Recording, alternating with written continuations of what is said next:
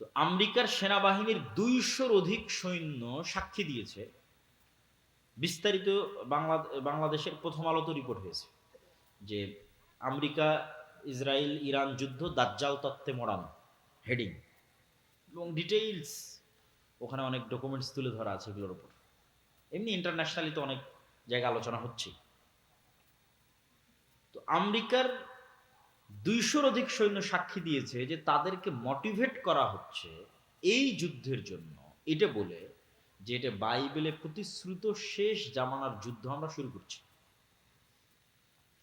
বাইবেলে শেষ জামানার যুদ্ধকে বলা আছে আরমাগেড্ডন। এটা ইসরায়েলের একটা পাহাড়ের নামে নামকরণ করা। আমরা সেই শেষ জামানার যুদ্ধ শুরু করছি এই মর্মে আমেরিকার সেনাবাহিনীরা সাক্ষ্য দিচ্ছে। কেন শেষ জামানার যুদ্ধ শুরু করতেছে? খ্রিস্টানদের মধ্যে একদল খ্রিস্টান আছে, জায়নিস্ট খ্রিস্টান, ইভ্যাঞ্জেলিক্যাল খ্রিস্টিয়ান। দেখেন, খ্রিস্টান এবং ইহুদিদের মধ্যে যে শত্রুতা, এটা আমাদের চেয়ে বেশি।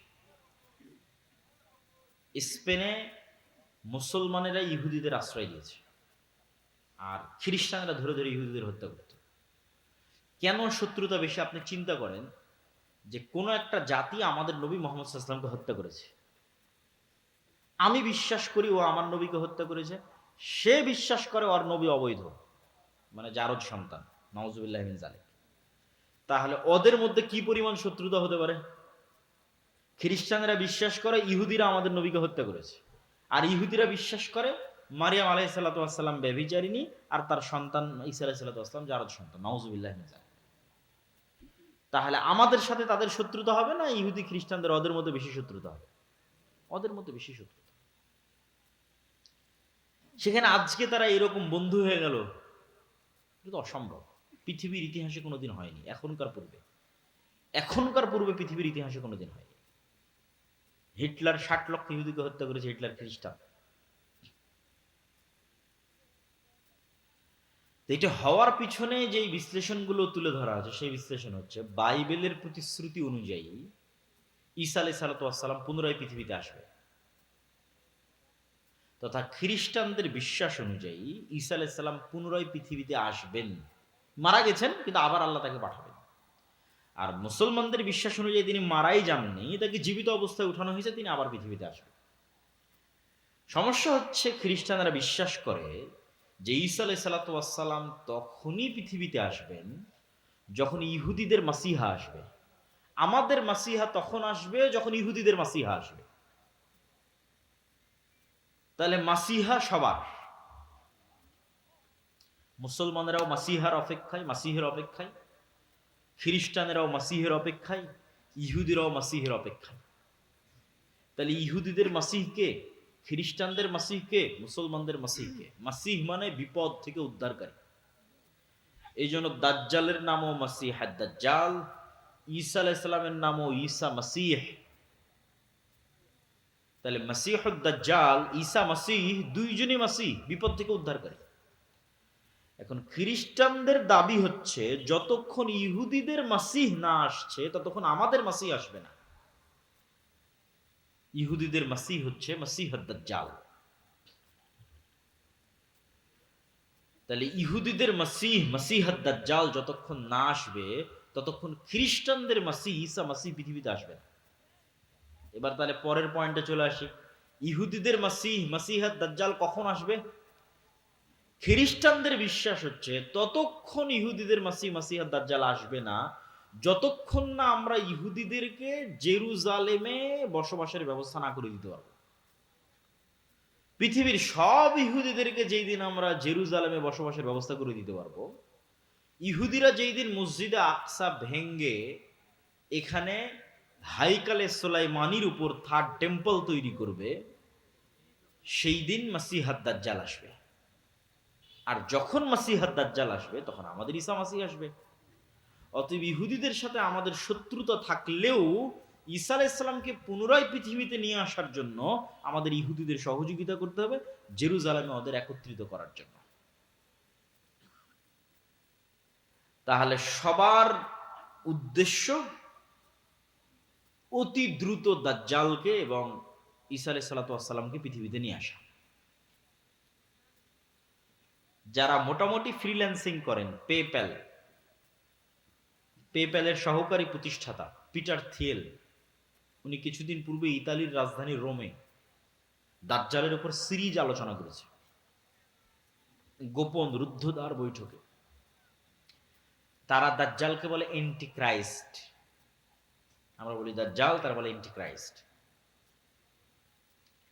এবং বর্তমান আমেরিকার যিনি প্রতিরক্ষা মন্ত্রী হেগসেট, প্রতিরক্ষা মন্ত্রণালয়ের নাম চেঞ্জ করে দিয়েছে আমেরিকা, এটার নাম দিয়েছে যুদ্ধ মন্ত্রণালয়, যুদ্ধমন্ত্রী। তাহলে বর্তমান যিনি আমেরিকার যুদ্ধমন্ত্রী, তার আপনারা গুগলে সার্চ দিলে পাবেন, তার বাহুতে কাফের লেখা আছে আরবিতে, ও নিজে ট্যাটু করেছে। কাফের শব্দটা আরবিতে নিজে ট্যাটু করেছে তার শরীরে। যে কোনো মুসলমান দেখলে তো চমকে যাবে, আরে বাবা, রাসূল সাল্লাল্লাহু আলাইহি ওয়াসাল্লাম বলতো দাজ্জালের কপালে কাফের লেখা থাকবে, কিন্তু মানুষ তার শরীরে কাফের লিখে রেখেছে। তো এখন পৃথিবীতে যে বিষয়গুলো নিয়ে আলোচনা হচ্ছে এবং যে ধরনের পরিবেশ পরিস্থিতি চলতেছে, এগুলো অ্যাবনর্মাল, অস্বাভাবিক। এবং এই অস্বাভাবিকত্ব ধীরে ধীরে হলেও সামনে বাড়বে, খুব দ্রুতও সামনে বাড়তে পারে।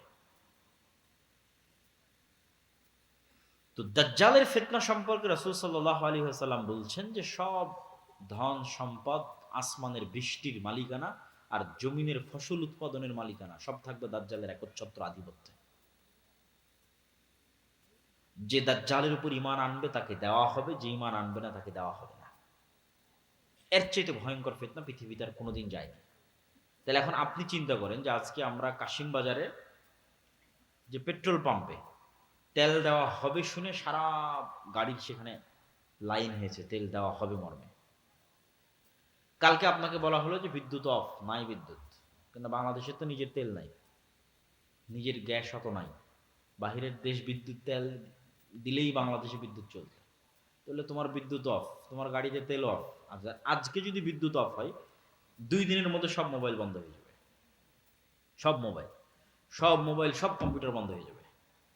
তাহলে আমরা 1 সেকেন্ডে 100 বছর পূর্বে ফিরে যাব। আজ থেকে 100 বছর পূর্বে তানোরে গরুর গাড়ি চলতো, সেই গরুর গাড়ি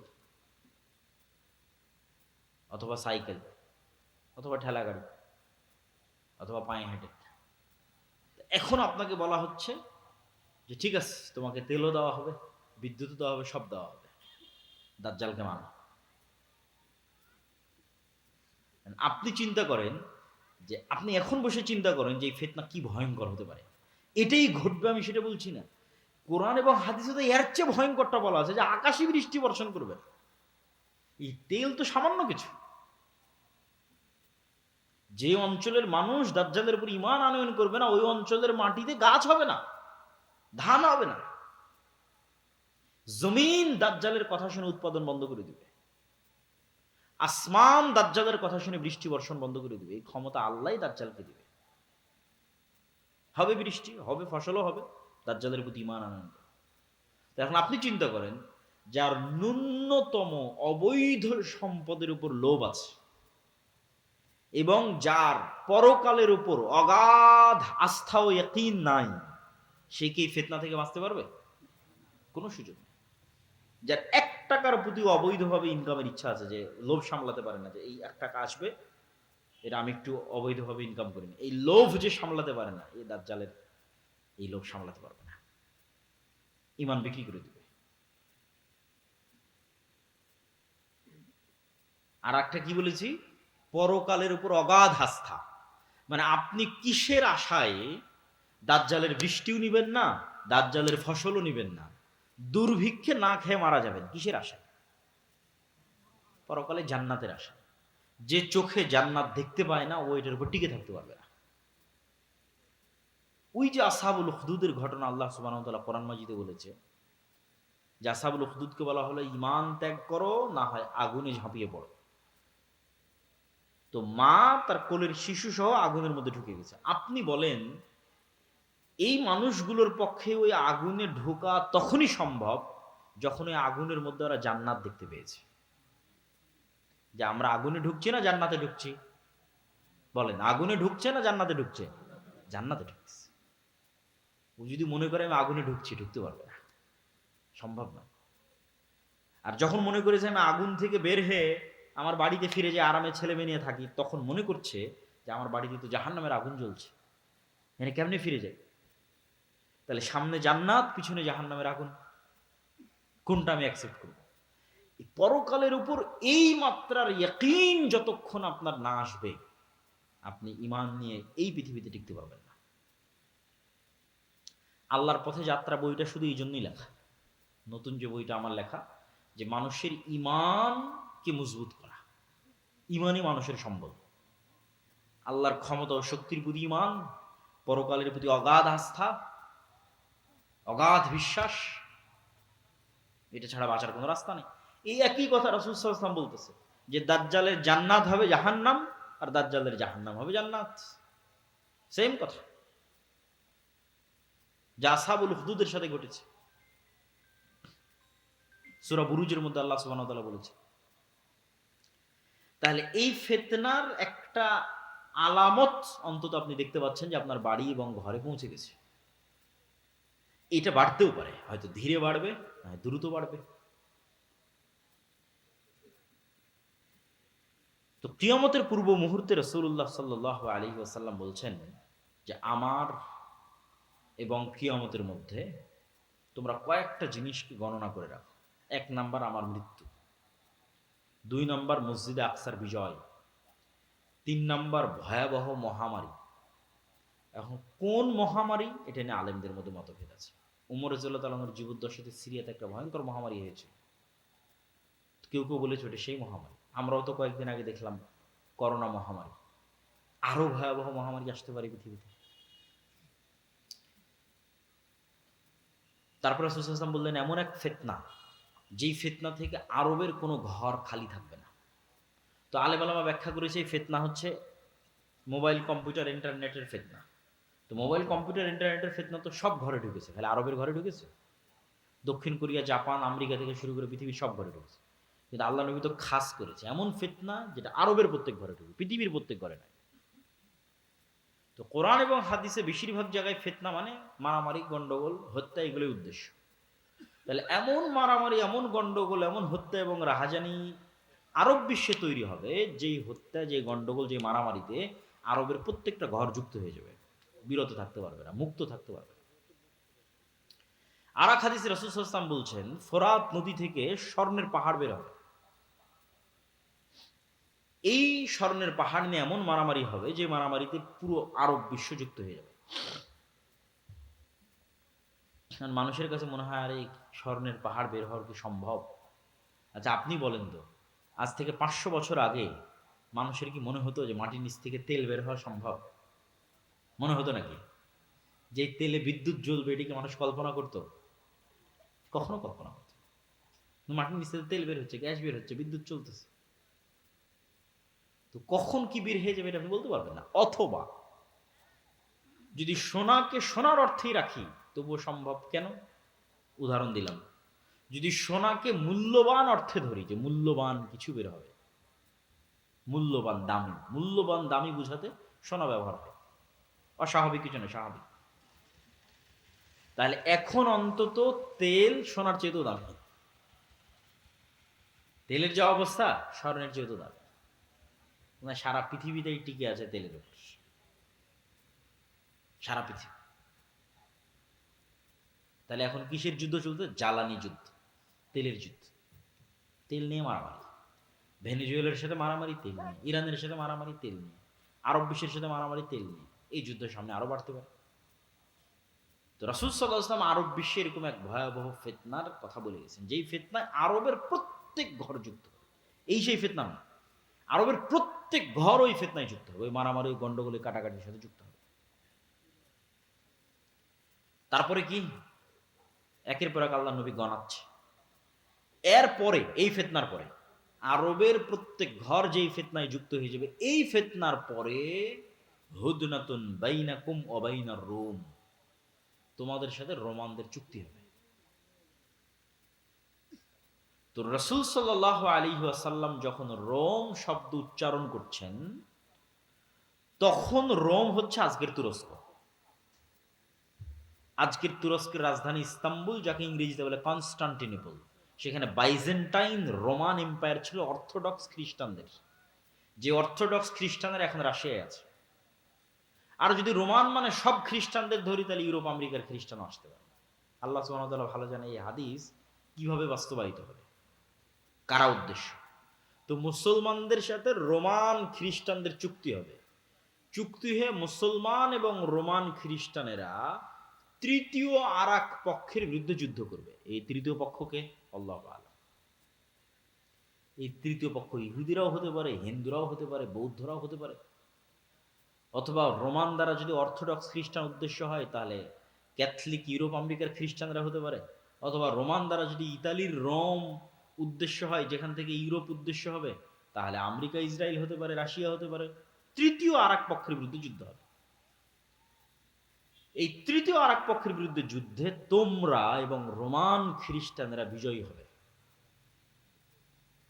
বিজয়ী হওয়ার পর কেউ একজন ক্রুশকে উঁচিয়ে ধরে বলবে যে এই ক্রুশের কারণে, যে ক্রস চিহ্ন পাদ্রীদের গলায় থাকে, এইটার কারণে আমরা বিজয়ী হয়েছি। তখন এক মুসলমান উঠে ক্রোশটা ভেঙে দেবে যে আল্লাহর সাহায্যে আমরা বিজয় হয়েছি। ক্রোশ ভাঙার কারণে তর্ক বিতর্ক, গন্ডগোল, মারামারি, যুদ্ধ, মুসলমান আর খ্রিস্টান মুখোমুখি হয়ে যাবে, যারা কিছুক্ষণ আগে চুক্তিতে ছিল। চুক্তি হয়ে আর এক তৃতীয় পক্ষের বিরুদ্ধে যুদ্ধ করেছে। আমার কেন জানি মনে হয় যে এই তৃতীয় পক্ষের বিরুদ্ধে যুদ্ধ ইহুদিদের সাথে হতে পারে। কেন?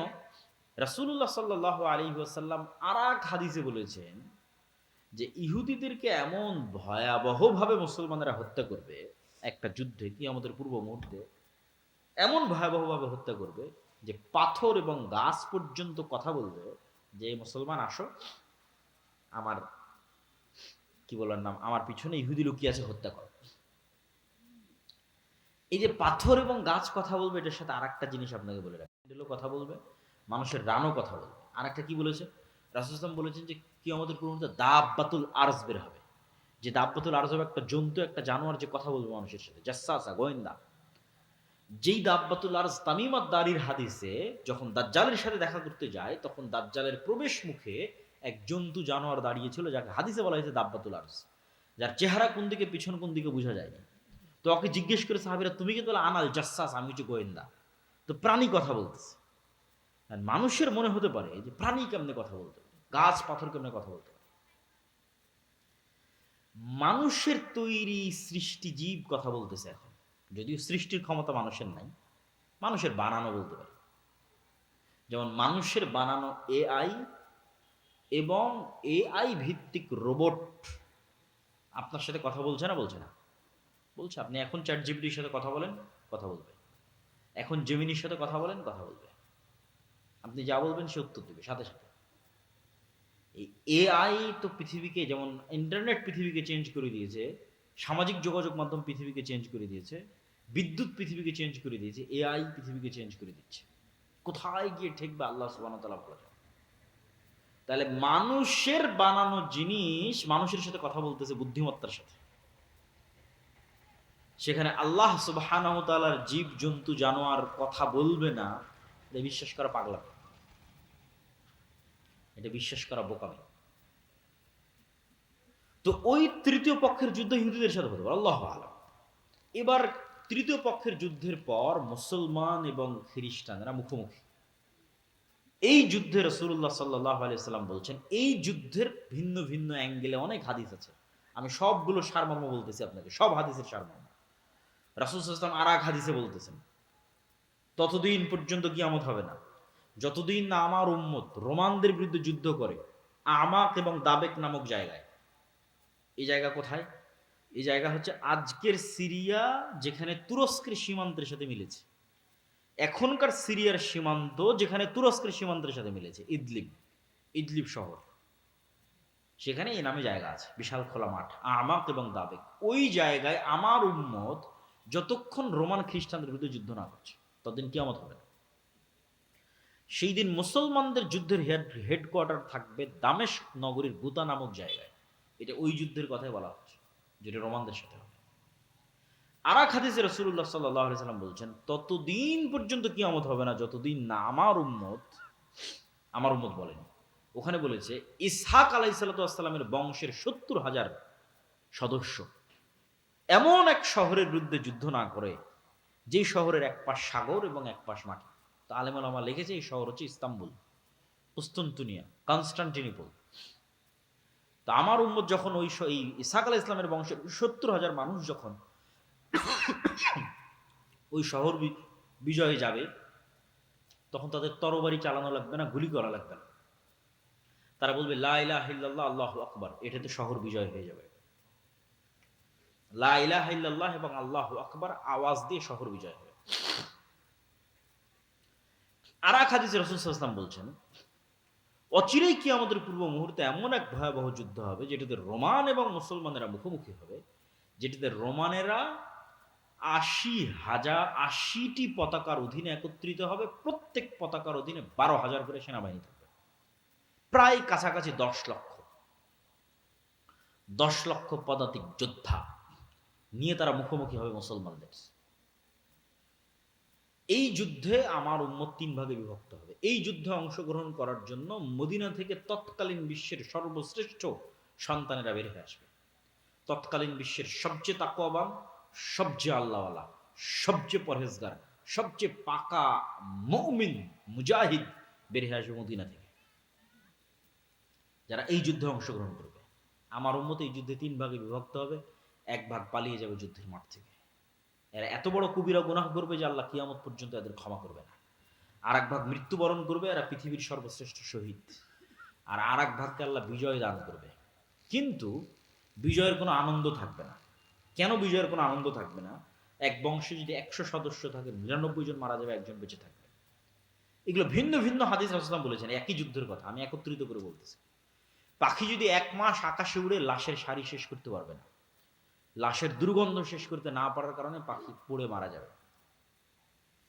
লাশের দুর্গন্ধ শেষ, এত ব্যাপক হারে মানুষ মারা যাবে এই যুদ্ধে, মুসলমান এবং খ্রিস্টান উভয় পক্ষে। ফলত গনিমতের মালের কোনো আনন্দ থাকবে না। তারপর গনিমতের মাল বন্টন হবে, ওয়ারিস নেওয়ার থাকবে না। এই যুদ্ধ শেষে যখন মুসলমানেরা তাদের তরবারিকে জাইতুন গাছের সাথে ঝুলিয়ে, রাসূল সাল্লাল্লাহু আলাইহি ওয়াসাল্লামের আর এক হাদিসের বাক্য, জাইতুন গাছের সাথে ঝুলিয়ে যখন গনিমতের মাল বন্টন করবে, তখন অদৃশ্য থেকে আওয়াজ আসবে, দাজ্জাল তোমাদের বাড়ি ঘরে ঢুকে গেছে। কিন্তু এই সংবাদটা মিথ্যা হবে। কিন্তু এই সংবাদ শুনে মুজাহিদ বাহিনীর নেতা ১০ জন অশ্বারোহীকে রওনা করবে খোঁজ নেওয়ার জন্য, সত্যি দাজ্জাল বের হয়েছে কিনা।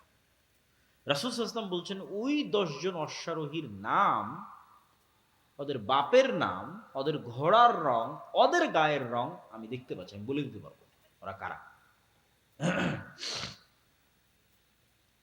দাজ্জালের সংবাদের সত্য মিথ্যা খুঁজতে যখন মুজাহিদেরা যুদ্ধ থেকে দামেস্ক শহরে ফিরে আসবে, এবং ফজরের সালাত কিছু রিওয়ায়াতে ফজরের সালাত, কিছু রিওয়ায়াতে আসরের সালাত, ফজরের সালাতে যখন দাঁড়াবে, তখন এবার ঈসা আলাইহিস সালাতু ওয়াস সালাম আসমান থেকে ২ ফেরেশতার কাঁধে ভর দিয়ে নেমে আসবে। মানুষের কাছে মনে হয়, আরে আসমান থেকে নেমে আসে, এটা অলৌকিক গল্প শোনাচ্ছে, অবাস্তব গল্প শোনাচ্ছে। অথচ দেখেন, আল্লাহ সুবহানাহু ওয়া তাআলা নিজেই আমাদেরকে কোরআনে বারবার বলছে যে আমি আদমকে কোথায় থেকে নামিয়ে দিয়েছি? আদম আর হাওয়াকে কই থেকে নামিয়ে দিয়েছে? আসমান থেকে নামিয়ে দিয়েছে, জান্নাত থেকে নামিয়ে দিয়েছে। আমি ইবলিসকে কই থেকে নামিয়ে দিয়েছি? আসমান থেকে নামিয়ে দিয়েছি। তাহলে আসমান থেকে নামা নতুন না পুরাতন? পুরাতন। আসমান থেকে নামা পুরাতন। তাহলে আমরা যেখানে আদম আলাইহিস সালাতু ওয়াস সালামের ক্ষেত্রে বিশ্বাস করছি যে তাকে আসমান থেকে নামিয়ে দেওয়া হয়েছে, জান্নাত থেকে নামিয়ে দেওয়া হয়েছে, তাহলে এটা আমাদের কাছে অস্বাভাবিক কেন মনে হয় যে ঈসা আলাইহিস সালাম আসমান থেকে নেমে আসবে? কিন্তু অস্বাভাবিক নয়, এই ঘটনা তো পৃথিবীতে আগেই ঘটেছে।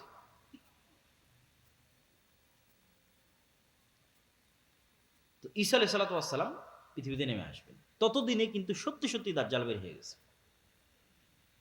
এবার ততদিনে যে সত্যি সত্যি দাজ্জাল বের হয়ে গেছে, দাজ্জাল পৃথিবীতে থাকবে ৪০ দিন। তার প্রথম দিন হবে ১ বছর, দ্বিতীয় দিন হবে ১ মাস, তৃতীয় দিন হবে ১ সপ্তাহ, বাকি দিন হবে স্বাভাবিক দিন। তাহলে মোট কয়দিন হচ্ছে এখন হিসাব করে? মোট হবে 1 বছর 2 মাস 14 দিন। কতদিন? 1 বছর 2 মাস 14 দিন সে পৃথিবীতে বিচরণ করবে। কিন্তু এই জায়গায় সবচেয়ে ভয়াবহ কথাটা বলা হলো যে প্রথম দিন হবে 1 বছর। কেমনে 1 বছর হবে একদিন? যদি আমরা আমাদের আধুনিক বিজ্ঞানের আলোকে চিন্তা করি, তাহলে পৃথিবী যেই গতিতে ঘুরতেছে আর সূর্য যেই গতিতে ঘুরতেছে এটার মধ্যে পরিবর্তন লাগবে। এই ঘোরার গতিতে কি লাগবে? পরিবর্তন লাগবে। সূর্য আর পৃথিবীকে থেমে যেতে হবে অথবা ধীর হতে হবে। আর যদি বলি না এই সিস্টেমের মধ্যে আল্লাহ অলৌকিকভাবে ঘটাবে, আল্লাহ সুবহানাহু ওয়া তাআলা ভালো জানেন। রাসূল সাল্লাল্লাহু আলাইহি ওয়াসাল্লামকে জিজ্ঞেস করল আল্লাহ নবী দাজ্জালের গতি কেমন হবে? বলেন কাগাইসিন ইস্তাদবারাতহু রিহ, মেঘমালার যেমন গতি, আকাশে উড়ন্ত মেঘমালার যেমন গতি তেমন হবে। তখন মানুষেরা মনে করে যে আরে দাজ্জাল মনে হয় তাহলে বিমানে উড়বে, মানুষ মনে করে। কিন্তু আমার প্রশ্ন হচ্ছে, মানুষের বানানো বিমান যদি আকাশে উঠতে পারে, তো আল্লাহ সুবহানাহু ওয়া তাআলার সৃষ্টি নিজে কেন উঠতে পারবে না আকাশে? স্বাভাবিক কি? আল্লাহর আর এক সৃষ্টি পাখি উঠতেছে না? হতে পারে, বিমানও সফর করতে পারে। কিন্তু এই শুধু দূরবর্তী ব্যাখ্যা নয়, রিয়াল সম্ভাবনাও আছে, সেটা বুঝাচ্ছি যে দাজ্জাল নিজেই মেঘের গতিতে চলবে, এটার সম্ভাবনা আছে কোনো কিছুর সাহায্য ছাড়াই। আর দাজ্জালের সাথে যেটা লম্বা ঘটনা তামিমাত দারির, ওই লম্বা ঘটনায় দাজ্জাল 4টা প্রশ্ন করেছে তামিমাত দারিকে, যেটাতে দাজ্জালের সাথে তামিমাত দারির সাক্ষাৎ হয়। এটাও আমাদের জন্য একটা প্রমাণ বহন করে যে দাজ্জালের সাথে সাক্ষাৎ সম্ভব। দাজ্জালের সাথে সাক্ষাৎ সম্ভব। তামিমাত দারির যদি দাজ্জালের সাথে সাক্ষাৎ সম্ভব, তো আজকের পৃথিবীর যে কোনো মানুষের দাজ্জালের সাথে সাক্ষাৎ সম্ভব, তার প্রকাশের পূর্বেই, মানে সে পৃথিবীতে আগমনের পূর্বেই। সুতরাং এখনো যে কেউ দাজ্জালের সাথে যোগাযোগ করছে না, দাজ্জালের সাথে দেখা করছে না, সাক্ষাৎ করছে না, এটা সম্পূর্ণরূপে উড়িয়ে দেওয়া যাবে না। কেননা তামিমাত দারি দাজ্জালের সাথে সাক্ষাৎ করেছে। তা আপনি বলবেন এখনকার আধুনিক স্যাটেলাইট, এই স্যাটেলাইটের মধ্যে পৃথিবীর এমন কোনো দ্বীপ নাই, এমন কোনো জায়গা নাই যেটা মানুষ জানে না। তো অ্যাপস্টেইন ফাইল প্রকাশের আগে কে জানতো যে অ্যাপস্টেইনের এরকম একটা দ্বীপ আছে, যেই দ্বীপে মার্ক জুকারবার্গও যায়, পৃথিবীর সব ধনকুবেররা যায়, আর সেখানে এইভাবে নারী সাপ্লাই হয়, ছোট ছোট শিশু বাচ্চা সাপ্লাই হয়, আবার তাদেরকে এভাবে ধর্ষণও করা হয়। স্যাটেলাইট তো ঠিকই ছিল, কে জানতো? যার স্যাটেলাইট আছে যদি জানতে না দেয় আপনাকে, স্যাটেলাইট তো আমার নাই, কার আছে? যারা আজকের পৃথিবীর ক্ষমতা নিয়ন্ত্রণ করতেছে, ও যদি আমাদের জানতে না দেয়, আমাদের বাপেরও ক্ষমতা নেই জানার যে কোথায় কি হচ্ছে, সম্ভব নয়।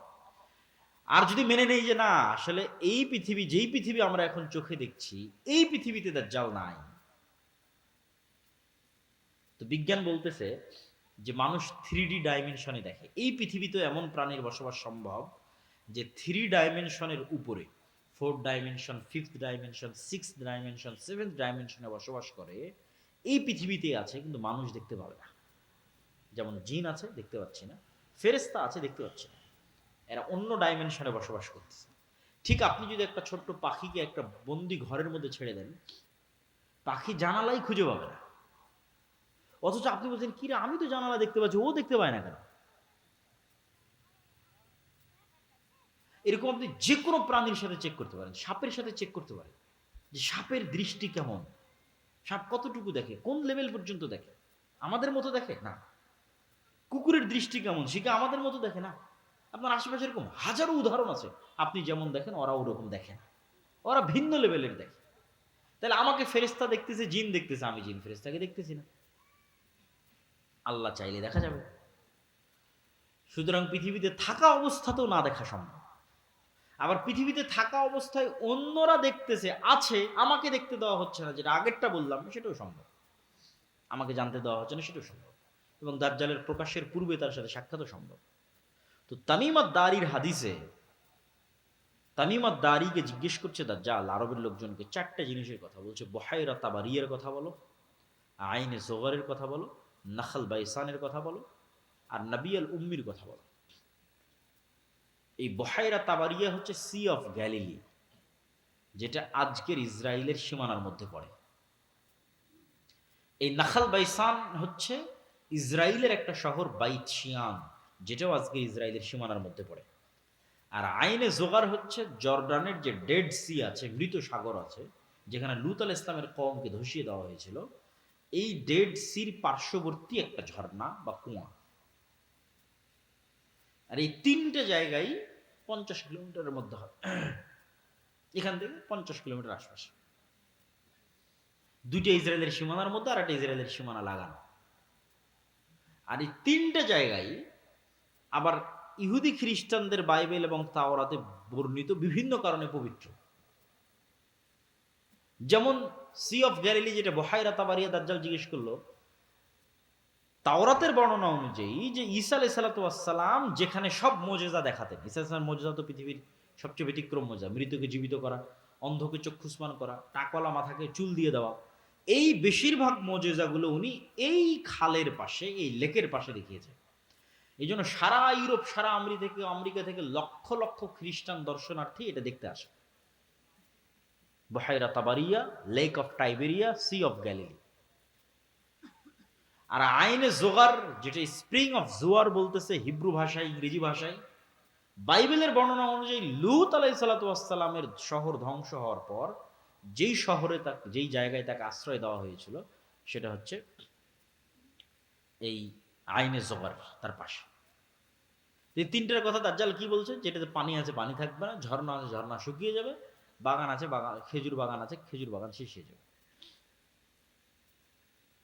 আর নবী আল উম্মির কথা বলো, নবী আল উম্মি হচ্ছে পড়ালেখা জানে না এমন নবী। তো বলে এই অবস্থা নবী আল উম্মির। তারপরে দাজ্জাল নিজেই বলতেছে, আমি বের হব, 40 দিন পৃথিবীতে চলাচল করব, আমার এই ক্ষমতা থাকবে।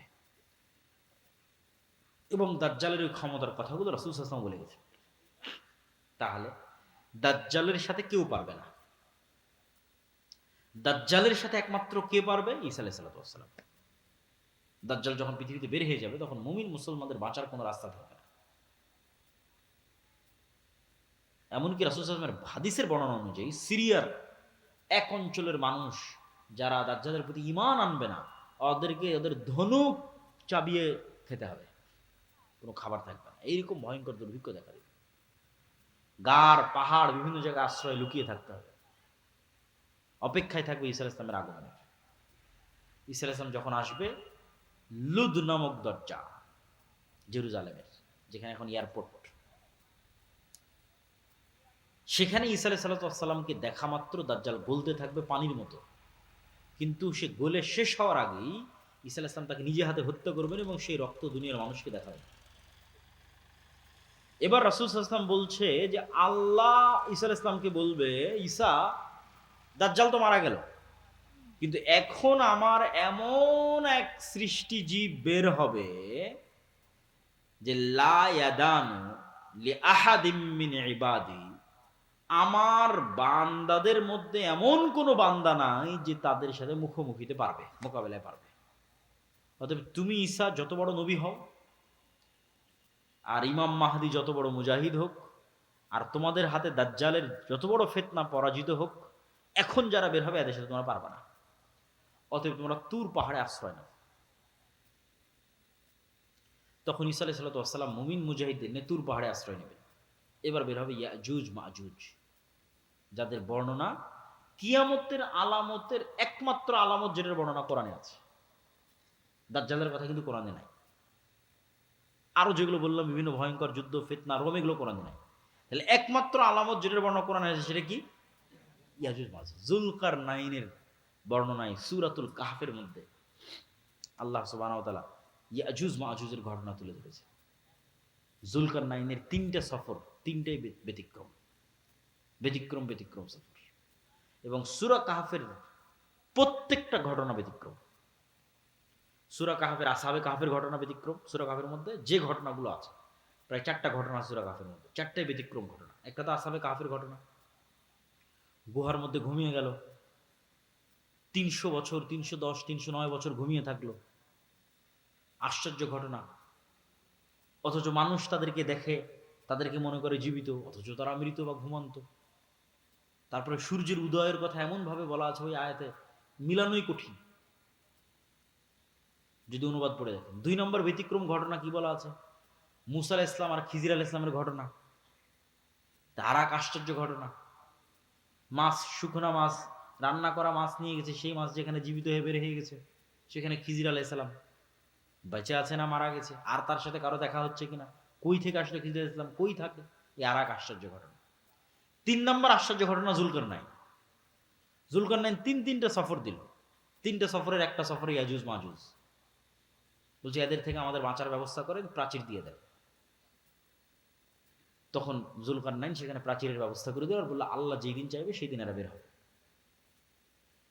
এখন সেই প্রাচীর আছে না ভেঙে গেছে, বের হয়ে গেছে, না কিয়ামতের পূর্ব মুহূর্তে বের হবে, আল্লাহু আ'লাম। কিন্তু হাদিসের ভাষা অনুযায়ী বোঝা যাচ্ছে যে কিয়ামতের পূর্ব মুহূর্তেই তারা বের হবে। যে সূরা কাহফের সবগুলো ঘটনা আশ্চর্য। তো ইয়াজুজ মাহুজ বের হবে, ঈসা আলাইহিস সালাম তার সঙ্গী সাথী মুমিন মুসলমানদের নিয়ে তুর পাহাড়ে আশ্রয় থাকবে। যখন তুর পাহাড়ে খাবারের সংকট দেখা দিবে, দুর্ভিক্ষ দেখা দিবে, খাবারের কিছু নাই, অসহায় অবস্থা, করুণ অবস্থা, তখন ঈসা আলাইহিস সালাম তার সঙ্গী সাথীদের নিয়ে আল্লাহর কাছে দোয়া করে কান্নাকাটি করবে, আল্লাহ এই ফিতনা থেকে আমাদের বাঁচান। তাহলে দেখেন এত বড় নবী হওয়ার পরেও কি ফিতনায় আল্লাহ তাকে ফেলছে যে তাদের বাঁচার কোনো রাস্তা নাই, কার সাহায্য ছাড়া? আল্লাহর সাহায্য ছাড়া। তাহলে আলটিমেটলি মুমিন মুসলমানদের বাঁচার কোনো রাস্তা নেই আল্লাহর সাহায্য ছাড়া। এটা ঈসা আলাইহিস সালামেরও বাঁচার রাস্তা নেই আল্লাহর সাহায্য ছাড়া, মুহাম্মদ সাল্লাল্লাহু আলাইহি ওয়াসাল্লামেরও বাঁচার রাস্তা নেই আল্লাহর সাহায্য ছাড়া। এই জন্য দুনিয়াবি আসবাবে ভরসা করে ইসলামের বিজয় হয়নি, হবে না।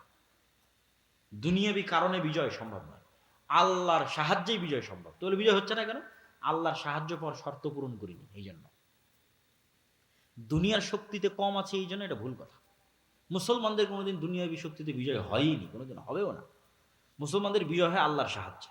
তো তোমার বিজয় হয় না কেন? তুমি আল্লাহর সাহায্য পর শর্ত পূরণ করো এই জন্য, আল্লাহর সাহায্য পর যোগ্য হওনি এই জন্য। এটা হলো আসল কারণ। ঈসা আলাইহিস সালামের চলবে না আল্লাহর সাহায্য ছাড়া। তো ঈসা আলাইহিস সালামের কান্নাকাটিতে এবার আল্লাহ সুবহানাহু ওয়া তাআলা ইয়াজুজ মাহুজকে এক বিশেষ অসুখ, বিশেষ পোকা মাকড় দিয়ে আল্লাহ ধ্বংস করে দিলেন। তখন তুর পাহাড় থেকে নেমে পা ফেলার মতো কোনো জায়গা থাকবে না, লাশ আর লাশ, দুর্গন্ধ আর দুর্গন্ধ, পৃথিবীতে বসবাস করার মতো কোনো জায়গা নেই। এবার দ্বিতীয়বার কান্নাকাটি, হাদিসের ভাষা অনুযায়ী যে দ্বিতীয়বার ঈসা আলাইহিস সালাতু ওয়াস সালাম এবং মুমিন মুজাহিদরা আল্লাহর দরবারে লুটিয়ে পড়ে কান্নাকাটিতে মগ্ন হয়ে যাবে। এবার আল্লাহ সুবহানাহু ওয়া তাআলা রাসূল সাল্লাল্লাহু আলাইহি ওয়াসাল্লামের হাদিসের ভাষ্য অনুযায়ী উটের পুঁজ যেরকম লম্বা, এরকম লম্বা পুঁজওয়ালা এক প্রকার পাখি পাঠাবে, যে পাখিগুলো এই লাশগুলোকে উড়িয়ে উড়িয়ে নিয়ে গিয়ে এমন জায়গায় ফেলে দেবে যেখানে মানুষ বসবাস করে না। দক্ষিণ মেরু, উত্তর মেরু, অসংখ্য বরফ আচ্ছাদিত অঞ্চল আছে, এগুলোতে মানুষ যায়ই না, আজও যায় না। এরকম মানুষ বসবাস করে না এরকম জায়গায় ফেলে দেবে। তারপরে আকাশ থেকে বৃষ্টি বর্ষণ হবে, পৃথিবী ধুয়ে মুছে সাফ হয়ে যাবে। তুর পাহাড় থেকে ঈসা আলাইহিস সালাম এবং মুমিন মুসলমানরা নেমে আসবে। নেমে আসার পর বাইবেলের ভাষা অনুযায়ী 1000 বছর, আর মুহাম্মদ সাল্লাল্লাহু আলাইহি ওয়াসাল্লামের ভাষা অনুযায়ী 7 বছর পৃথিবীতে ন্যায়ের শাসন প্রতিষ্ঠিত হবে, ইনসাফের শাসন প্রতিষ্ঠিত হবে। এই ন্যায় এবং ইনসাফের শাসনে আসমানের বরকতের সব দরজা আর মাটির জমিনের বরকতের সব দরজা উন্মুক্ত করে দেওয়া হবে। তখন এবার একটা ডালিম খাবে একটা গ্রাম, একটা গাভীর দুধ খাবে একটা বংশ। এই রকম অবস্থা পৃথিবীর সবচেয়ে শান্তিপূর্ণ, সবচেয়ে রহমত এবং বরকতে পরিপূর্ণ অবস্থা চলার একটা পর্যায়ে এক ঠান্ডা শীতল বাতাসে মুমিন মুসলমান ঈসা আলাইহিস সালাম মারা যাবে, মুনাফিক ফাসিক ফাজেররা পৃথিবীতে থেকে যাবে। এবার আসবে ওই হাদিসগুলোর বাস্তবায়ন। মানুষ ভুল বুঝে, বলে এমন এক সময় আসবে যে সময় আল্লাহ নাম নেওয়ার লোক থাকবে না, বলে এমন এক সময় যে সময় কোরআন পড়ার লোক থাকবে না, এমন এক সময় যে সময় হজ করার লোক থাকবে না, এমন এক সময় কাবা ঘর ভেঙে দেওয়া হবে। এগুলো এবার এখন, এমন এক সময় আসবে যখন মানুষ কুকুর সিরিকাল যেভাবে রাস্তায় মিলিত হয় ওইভাবে মিলিত হবে। এগুলো ঈসা আলাইহিস সালামের আগে নয়। ঈসা আলাইহিস সালামের আগে দ্বীন থাকবে, কোরআন থাকবে, মুমিন থাকবে, মুজাহিদ থাকবে, যোদ্ধা থাকবে, সব থাকবে। মসজিদ থাকবে, মাদ্রাসা থাকবে, হজ থাকবে, ওমরা থাকবে, all everything will be running, সবকিছু চলতে থাকবে। তাহলে কোরআন উঠে যাওয়া, আল্লাহর নাম নেওয়ার মতো লোক উঠে যাওয়া, রাস্তাঘাটে কুকুর শ্রীগালের মতো জেনায় লিপ্ত হওয়া, হজ বন্ধ হয়ে যাওয়া, কাবা ঘর ধ্বংস হয়ে যাওয়া, এগুলো এবার হবে ঈসা আলাইহিস সালামের মৃত্যুর পরে। তখন এই ফাসেক ফাজের কাফেরদের উপর এবার ফাইনাল কিয়ামত, যেটা ওই ফাইনাল কিয়ামত সংঘটিত হবে, যেটাতে বলা আছে যে আল্লাহ সুবহানাহু ওয়া তাআলা ইজা সামাউ শাক্কাত, ইজা সামাউ ফাতারাত, ওয়া ইদাল কাওয়াকিবু ইনতাফারাত, ওয়া ইদাল বিহারু ফুজ্জিরাত, যখন আসমান ফেটে চৌচির হয়ে যাবে। আল কারিআতু মাল কারিআহ ওয়া মা আদরাকা মাল কারিআহ ইয়াওমা ইয়াকুনুন নাসু কাল ফারাশিল মাবথুথ ওয়া তাকুনুল জিবালু কাল ইহনিল মানফুশ। পাহাড়, হিমালয় পাহাড় হবে আকাশে উড়ন্ত ধুলিত ধ্বনিত তুলা, আর মানুষ হবে পঙ্গপালের ন্যায়। সূর্যর চন্দ্র নক্ষত্র চূর্ণ বিচূর্ণ বিদীর্ণ হয়ে পড়ে যাবে, ফাইনাল কিয়ামত। প্রিয় উপস্থিতি, এই পুরো আলোচনার সারমর্ম বা আমাদের শিক্ষা বা আমাদের করণীয় কি? আমাদের শিক্ষা, আমাদের করণীয় হচ্ছে যে আমরা শেষ সময়ে বসবাস করতেছি, এই কথাই ঠিক। যদি আরো ৫,০০০ বছর পরও কিয়ামত হয় তবুও আমরা শেষ সময়ে, যদি আরো ৫০০ বছর পরও কিয়ামত হয় তবুও আমরা শেষ সময়।